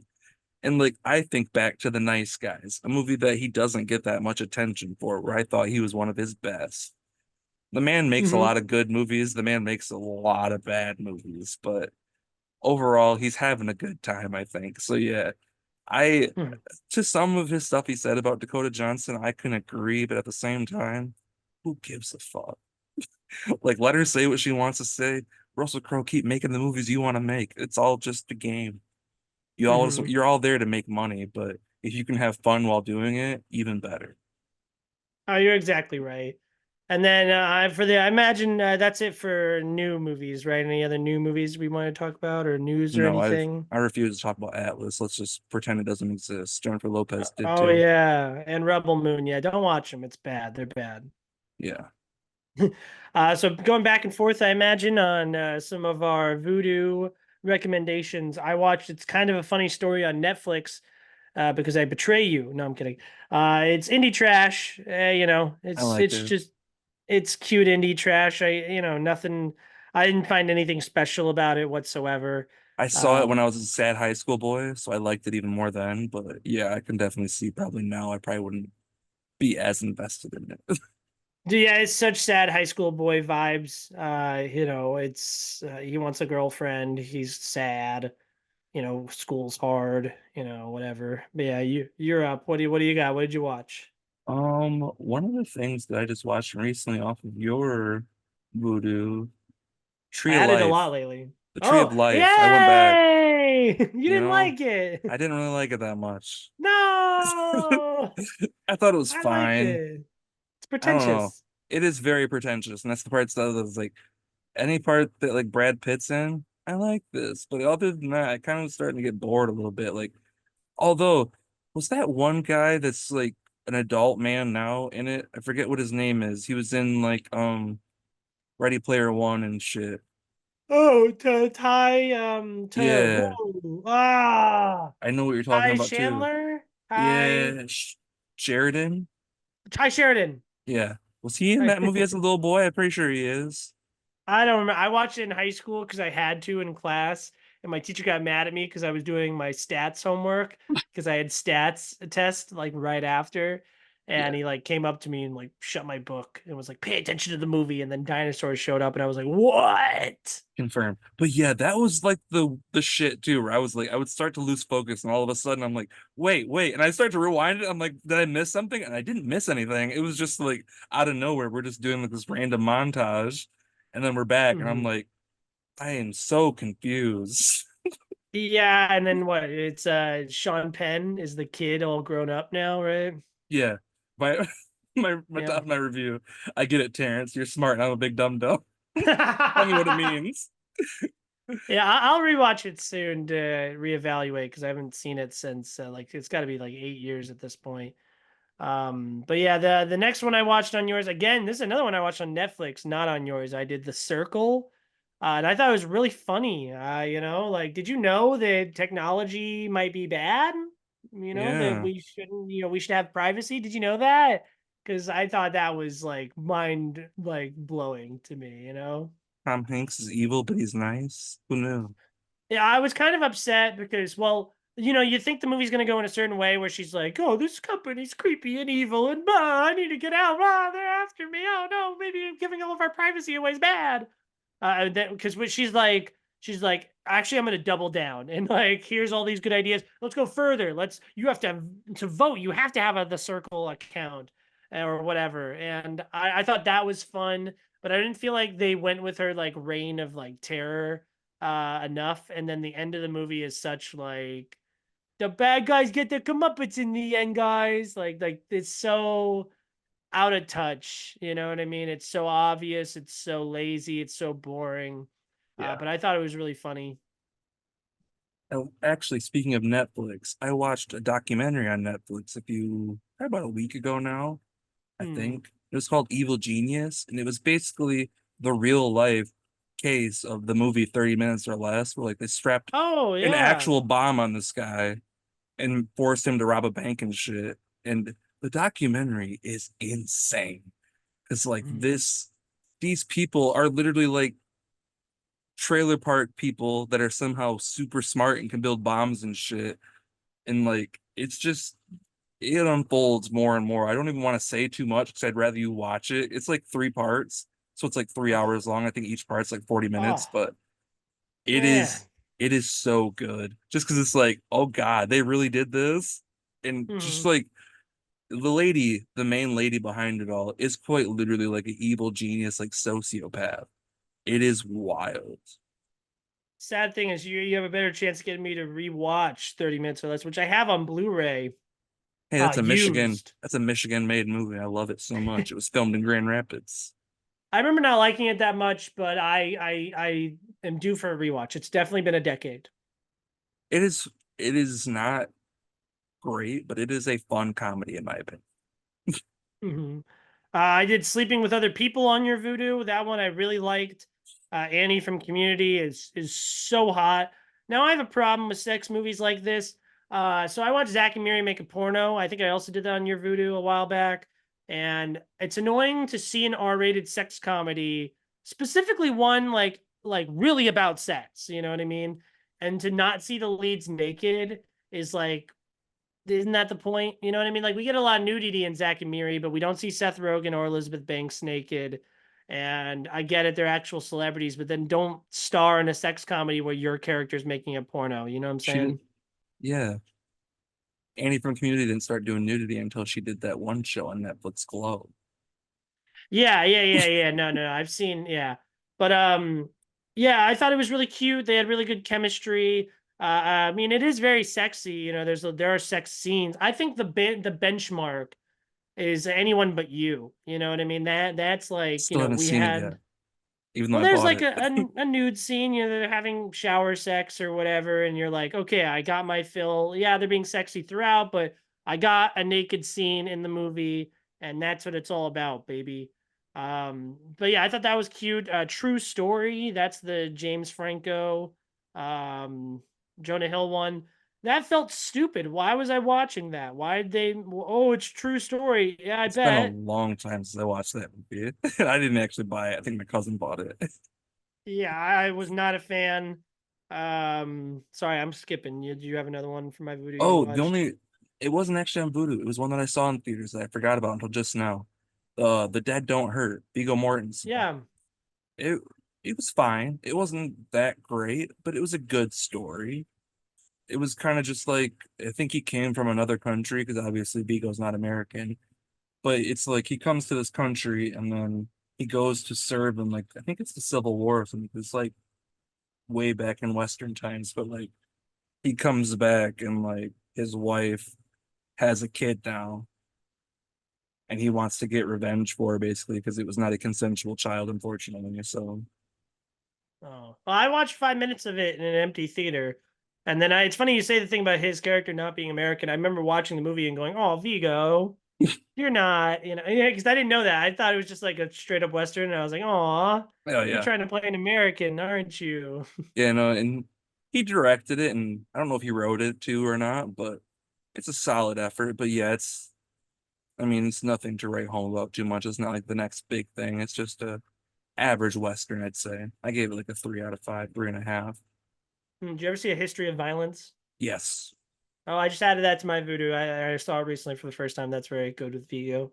Yeah, I haven't seen that in a while, but yeah, very good. The next one I watched, I didn't watch this on your Voodoo, but it's one that I watched because of you.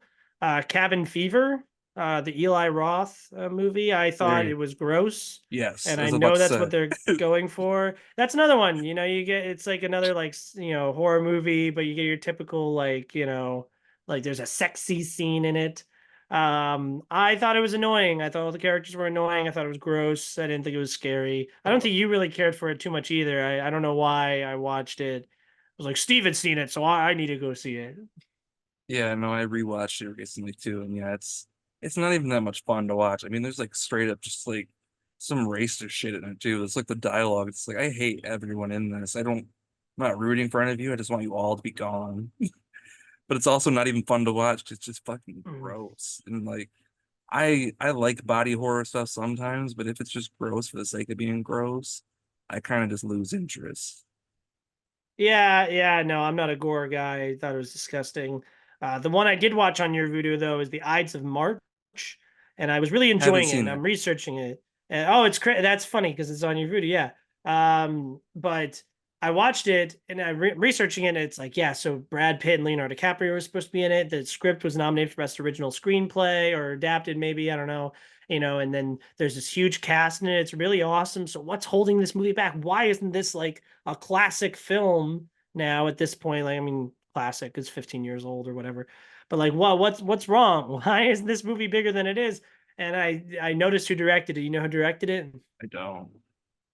A director who's an all-time great actor, but he as a director unfortunately has zero sauce. George Clooney has no sauce. Oh, yeah. Yeah, so I don't know. I thought it was good. Ryan Gosling's really good. That's the first time that Paul Giamatti and Philip Seymour Hoffman are in a movie together. I think that the role George Clooney plays is awesome. But yeah, no, it's being held back by mediocre direction. But that's really good. You should check it out. Well, It's a speaking of political thing. an actor turned director that I actually remember, I can't remember if I talked about on the last podcast or not, but A Journal for Jordan off of your Voodoo. Oh yeah, that There's was some kind of sexy too, a I was little about to bit, say that's what I was right? gonna say. There's some sexy moments in there for sure, but Hmm. overall it's kind of just like a pro-military movie kind of thing, and it was cute. There's cute moments in it, but overall it's fine. Not anything I'll watch again. Denzel really didn't put any sauce into that one either. I haven't seen Fences or any. Can't remember if I've seen anything else he's directed. If he's directed anything else out of these two, but it was fine.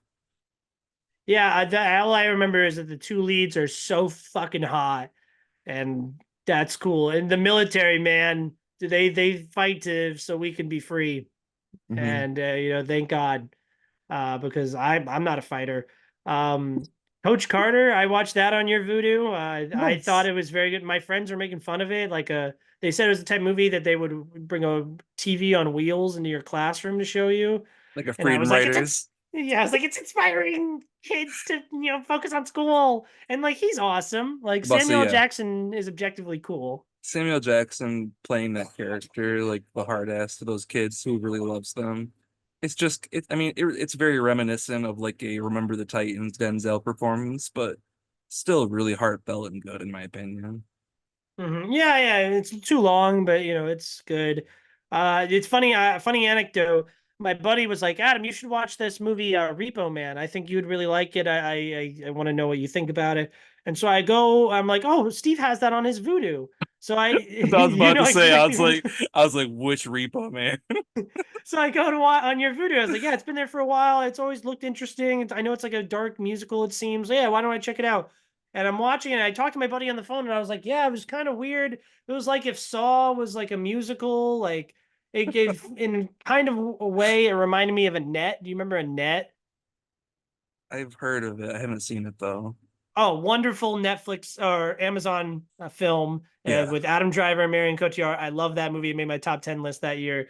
But this is like kind of like that in kind of ways where it's like a fucked up dark musical. And my buddy's like, I don't remember. It's not a musical, Adam. It's like a comedy. And I'm like, oh, you mean Repo, the genetic opera, right? And he's like, no, Repo Man Yeah, the with Emilio Emilio Estevez. Yeah. Estevez. It's on Netflix right now, so I watched that too. But I have not Repo, I have not I seen didn't that like one. it. Oh, you haven't seen it? I've seen the Genetic Opera. I haven't seen Emilio Oh, Estevez okay. one.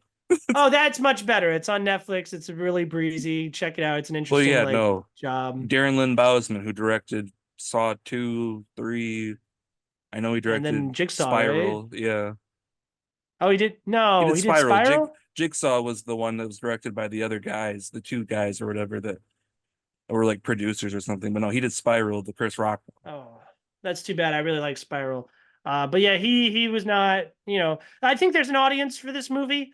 I think that it's accomplishing what it wants to accomplish. It's just way too low budget and gross, and I didn't like any of the music or the characters or care what was going on ever. And it creeped me out in a way that was like, like there's certain sections of Hot Topic that you're like, I don't want to go over there and I don't want to touch anything. one. I totally I don't, understand. and I I don't have want not seen anything it to in a touch while. me. I used to like I remember Hot Topic when it used to be like used to like a dungeon on the outside of it, but it doesn't even look like that anymore.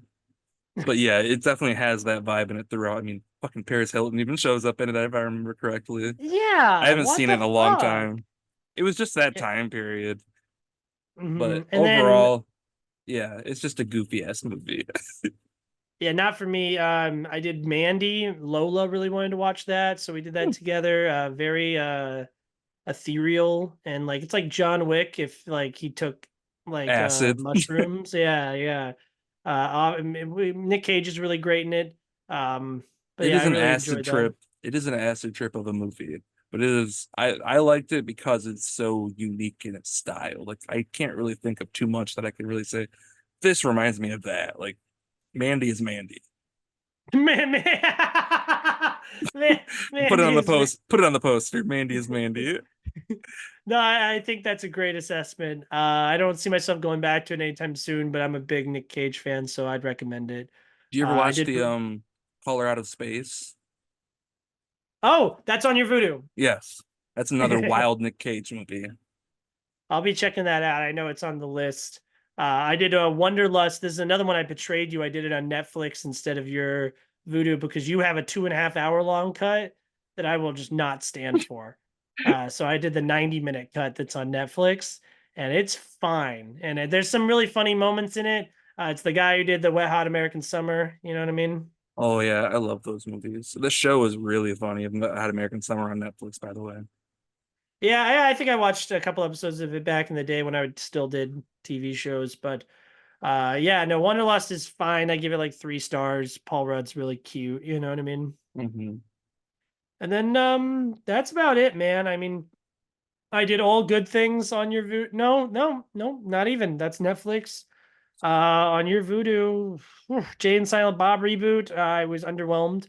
I wish I liked it more. I'm sorry I don't. Dracula Untold sucks. MacGruber's really, really funny. Yes. And Simple Nature's fine. And I think that's everything from your Voodoo. I mean, everything that I did in the past like month. Yeah, other than that, Guarding Test, which I think we talked about already. Fun movie. I Yes. like Nick Cage. Wait, so you watched it? I did, yeah. That Wait a was like, minute. yeah, that I was back in last time May. I checked it on Letterboxd because I've been heavily trying to get people to watch it, and no one will. And I just bought it on DVD, which I had to like go out of my way to find it. Yeah, Oh, no. yep, yeah, you gave it 3 stars. Yeah. I missed that you saw that. Yeah, it was cute. The It ending of the definitely movie is hilarious. Like the last like moment. I laughed at Uh, your review too, and you're like, sit down or whatever, or move the seat or whatever. it's just she's just such a bitch, The and whole he's just time. so over her shit the whole time. I love that movie so much. Yeah. Thank you so much for watching. All right, if you have one thing that I watch in your voodoo tonight, what will it be? Ooh. A full 8. Let me go to my list, the list that you Truman made. Show is still an option because still haven't seen. I've seen parts of it, but not the whole thing. Oh, that's like the greatest movie like I ever. know. That I mean, I guess I should say that. Oh, Labyrinth is great. I just added True Lies. That's really good. Which some of those in Um, there, like the bottom of the list, I think I made so that all of those are ones that I have seen that I just wanted to watch again. So like Doctor Strange Love, like all that stuff at the very bottom or stuff that I've already seen, all the M. Night stuff other than Lady of the Water. you still haven't seen Iron Giant? I've I haven't seen it since I was probably 5 years old. Okay, I don't know. Ghost Story. Oh, when Harry Met Sally's like the best. Muppet Treasure Island.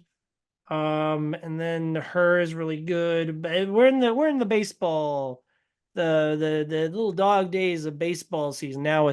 Congratulations to the Boston Celtics. We're both fans of Eastern Conference teams, and we shouldn't dislike them. I should dislike them more than you, but I really don't. I used to own a Boston Celtics shirt too because I did like them for like a little bit, just because I was like, I think Isaiah Thomas when he was playing for them a little bit, I was a fan of, but after that, I kind of fell off, and yeah, not really happy about the whole situation of them doing as well as they did. But Luca needs to learn how to play defense. That's all I'll say. Yeah, it was a very boring series.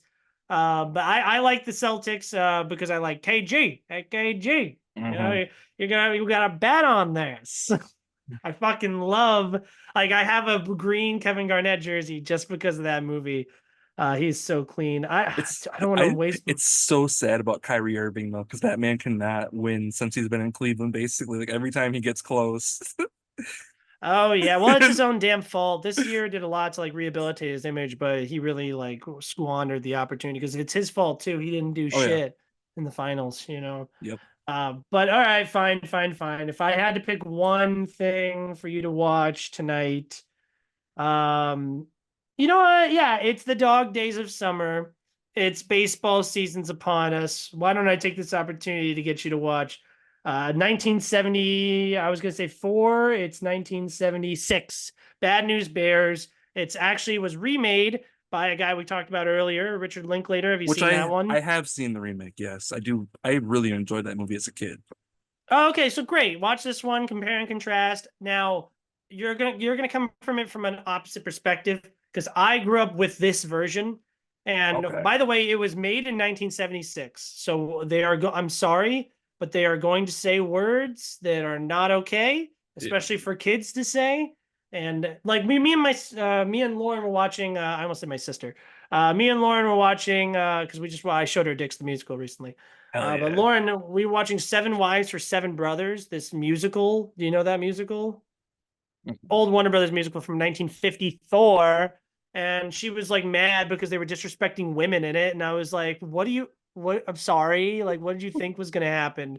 I The literally told her, 50s. like, yeah, I told her at the beginning, I was like, oh, they're probably all going to try to rape this girl. And then they all tried to rape the girl later. And it was supposed to be this cute musical, and it's like I'm so sorry that they didn't have the same morals that we did.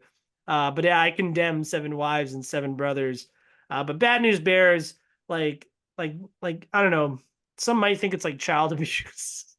You've never seen The Scorpion King? Okay, do you want to? Yeah, yeah, you want to be that the one that I watch?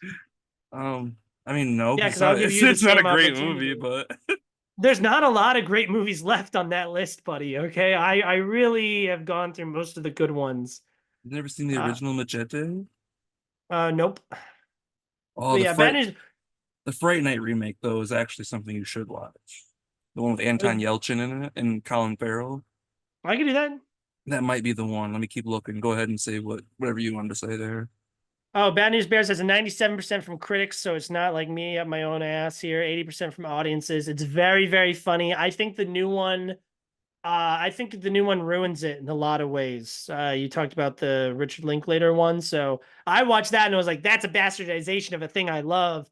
And you're going to come in from the opposite perspective, which I think will be really interesting.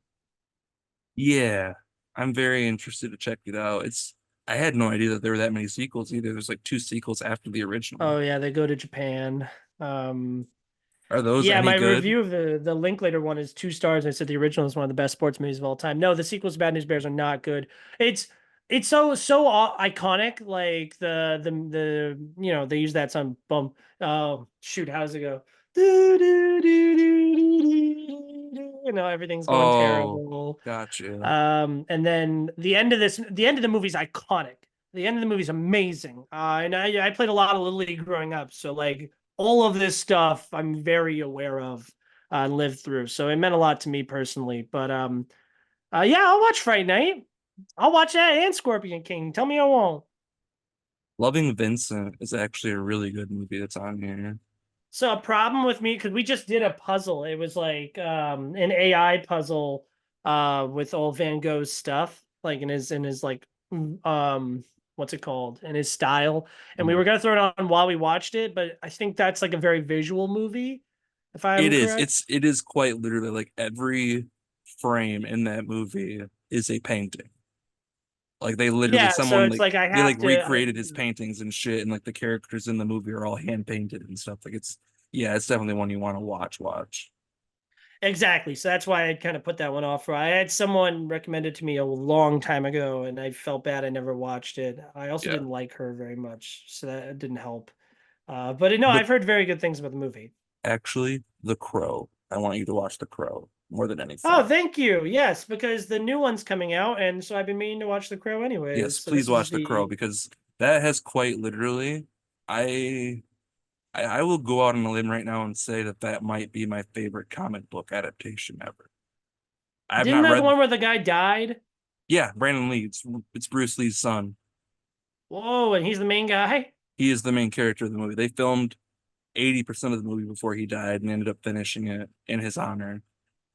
But yeah, How? How did they Paul Walker it with like a sibling um, or a lot of this look-alike? stuff they did like a look-alike type thing, and I think they did a little bit of CG, but it wasn't like a lot of the stuff they could get away with doing like back of the head shot things like that because a lot of the principal photography was done, I believe. That's super interesting. Well, yeah, definitely. I will watch that tonight and Yeah, I will check it out. And you will watch Bad News Bears. And the next time we'll come back and talk about them. And I'll probably watch all the ones you said by the next time. Scorpion King, Fright Night. What was the third one? don't remember. Um, I don't remember either, but I'll watch them all. Machete, whatever it is. Yeah, I'll yeah, hell watch them yeah. all. Do There's you have there's a both lot of fun machetes? stuff. Yes, I do. Is Selma Hayek in either? She might be in the second one. I can't remember. Oh no, Sofia Vergara's in the second one. Oh, okay, sold. Oh yeah, that's the one where she comes out with The the titty gun guns, draw. yeah. Yeah, and yeah, was I was 12 once. Okay. I saw I didn't see the first one in theaters, but I definitely saw the second one in theaters. You know how many people were in that theater? How many? Three. Me, my brother, and this old man who literally, when I was going into the theater, you know how Mm-hmm. I never really see it until an old person comes into the theaters, but they every theater has like a booklet that they pull out of movie times, and the old people always know about it and no one else does. This old man Mm-hmm. came in, he's like, "Can I have the book, please?" And me and my Oh. brother were behind him in line, and we are like, "Book? What the fuck is this guy talking about?" And he was like flipping through, and he was like, he heard us say that we wanted to because we went to the line next to him. He's like, "Machete kills." He's like, "You know what? I'll go see that too." And I think he fell Oh. asleep about 20 minutes in. Well, you inspired someone. Are they directed by Robert Rodriguez? Yes, Oh, okay, dude. Yeah, he's one of my top 10 most seen directors. So if I get through both of those, and those are both him, right? correct. Yeah, he usually sticks around. Like other than I don't think he did any of the sequels from Dusk Till Dawn, but I think there's at least like two or three of those. But most sequels to his projects he does. Like Mm-hmm. Desperado and Once Upon a Time in Mexico, both really fun movies in my opinion. I don't know if Mm-hmm. you've seen either of those. And El No, but they're on Mariachi, I my think was list. a Desperado, that has Salma Hayek. yeah, I think El Mariachi might too. Actually, all three of those had Selma Hayek. Oh yeah, she's in Dogma too. I watched Dogma, and Oh she's hell awesome yeah, in I forgot you Dogma. watched Dogma. I love that movie. I know you weren't Mhm. as big on it, but I do. I think it's like one of my favorite Kevin Smith ones for sure. Oh yeah, the platypi. That joke. Nah, I knew the movie had me right from the jump with the disclaimer at the beginning. But yeah, Well, yeah, movies are. that and like the funniest part about that whole thing was like it was so like picketed and things like that, like in the news and whatnot, that literally Kevin Smith was on the news. He like Oh yeah. because there was the news people there, he like went on and was like bashing his own movie to try to get more publicity for it, basically. Oh, it's so much clout for from me for him. Like that's like amazing. He's like, this Kevin Like, Smith guy sucked. He should be in jail, blah blah blah. did you see the movie? No, I was just told not to like Yeah. it. Yeah, it's wonderful. I was happy to get a DVD of that. So, yeah, but movies are dreams. Are there any other movies you want to talk about before we sign off here today? I'm surprised my headphones lasted this long. Yeah, no, that's awesome. But what's coming out this weekend? I cannot remember. The Exorcism, so you'll be busy, and Yes. then it's a couple smaller things because next week's that huge blockbuster Horizon Part One, and then there's a Quiet Place Day One. Yes. Quiet Place Day One. I'm very interested in because I love Lupita. Her co-star is the guy from Stranger Things who I like, so I'm Oh, Bike excited for it. Riders. Bike Riders, yes, I forgot Bike Riders comes out this weekend. I'm actually very excited for that because I'm a huge Sons of Anarchy fan. I love biker stuff, so yeah.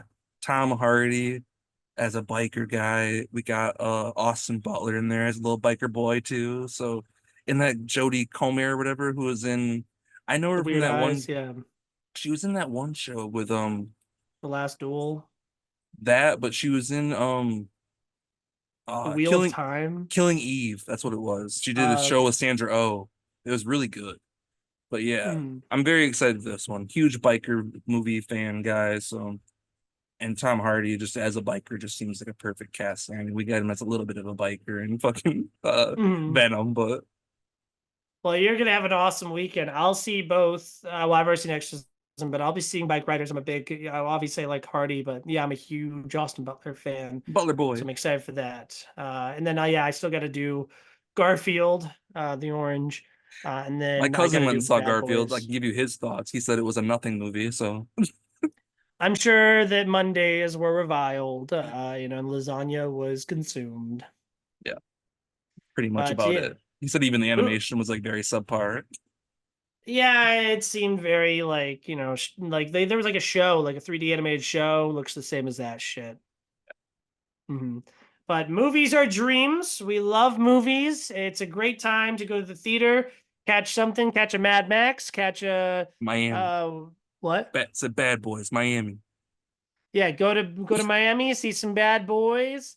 And thank you guys so much for watching this video. I am Adam from Hard Reviews. I just did one on Inside Out 2. I actually took a month off, not officially.